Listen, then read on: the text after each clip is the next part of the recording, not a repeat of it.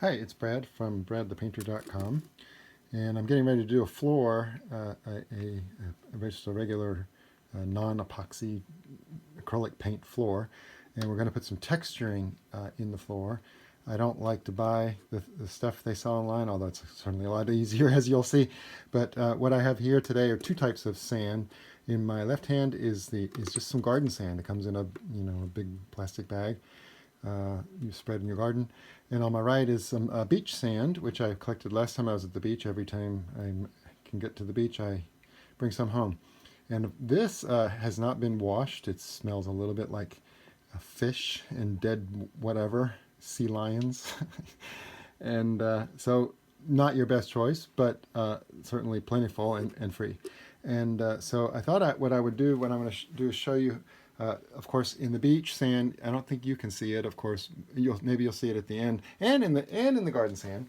There are things that we don't want to put on in paint on a floor, and so what I do I sort of make a uniform small fine sand, and I don't think I bother showing you this. This is a strainer that's got a plastic grid, and they're sort of little rectangles, which means that whatever gets through there is going to be as small as the largest size of that rectangle, which is okay. They don't have to be infinitely small, obviously. So I just strain them,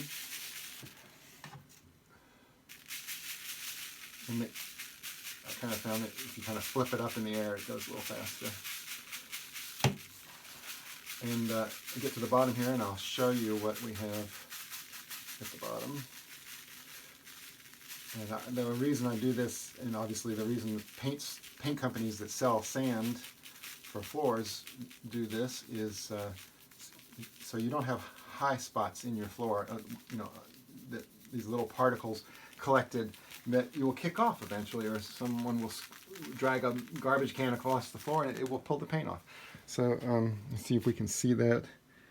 Yeah, I mean, kind of large. Anyway, not something you would want in your floor. So I'll hang on to that. And then I also have some beach sand. Or no, I'm sorry. This is got some sticks in here as well. Doesn't matter, I guess.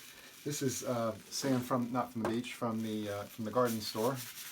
I think this comes out. This is already very fine. So there you go. I mean these are clumps of sand, but I'll put them back in the garden shed, I guess. And so, but I would have liked to have shown you what you can sort of eliminate. But unfortunately, well, they worked in rehearsal. No, I'm just kidding. But actually, sure, you can. I mean, what you eliminate are things like that. That is a rock. Obviously, not something you want in your painted floor. So that's how to do it. I guess one other tip. Maybe two other things before I go.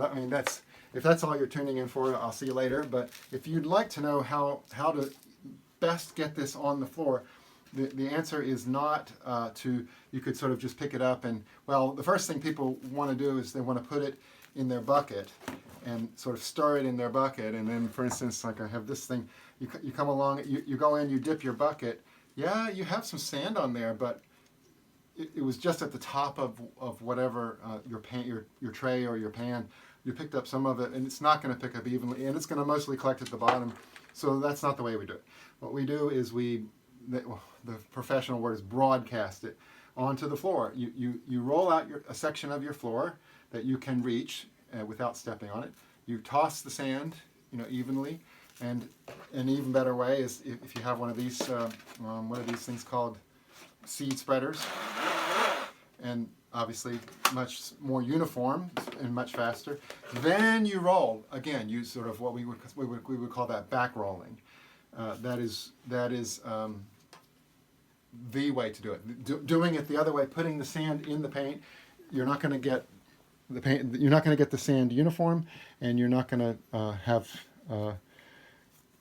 It's mostly going to sink to the bottom, so you're not going to get very much of it. So two little tips there, under 5 minutes, not bad. Okay, thanks a lot. That was for bradthepainter.com. I think that one's going on to a post for how to paint a floor, how to paint a garage floor, various times that you need a floor paint with a little texture.